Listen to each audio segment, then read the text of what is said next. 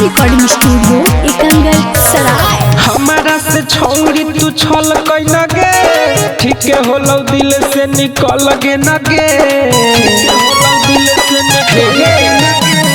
हमारा से छौरी तू छल कैना गे, ठीक होलो दिल से निकल गे न गे। जोगे तोरा माई के तू बदल गे न गे, जोगे तोरा चाची के तू बदल गे न गे। आके हमारा से छौरी तू छल कैना गे, ठीक होलो दिल से निकल गे ना गे। जोगे तोरा माई के तू बदल गे न गे, जोगे तोरा मौसी के तू बदल गे न गे।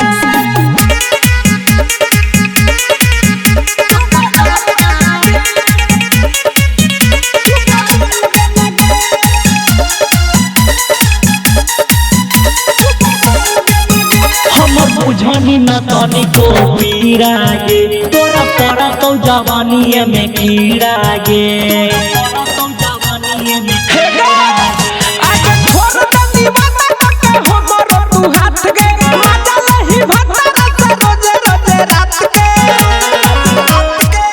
हवा से हमारा निकल गे निगे, सोया संगे खुशी खुशी चल गे निगे।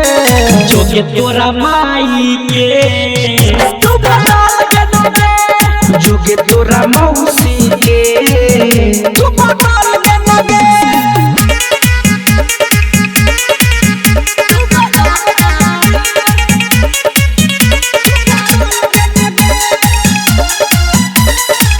रिकॉर्डिंग स्टूडियो एकंगल सराय। हमारा से खेला खेला दी खेला करीगे, मरमी जारेला ना झूठा तौला करीगे। आगे कुत्ता नोच के खाली तो गे, हेगे राहुल बलवाना से कोई ना गातानी, कहियो ना खुश रह जोगे भट्ट मारी। गेंदा नियो छौरी उछल गे न गे, हमर छोरी दूसर के महल गे न गे। जोगे तोरा माई के तू बदल गे न गे, जोगे तोरा चाची के तू बदल गे न गे। कैसे जन्म को तोरा मैया के भतार गे।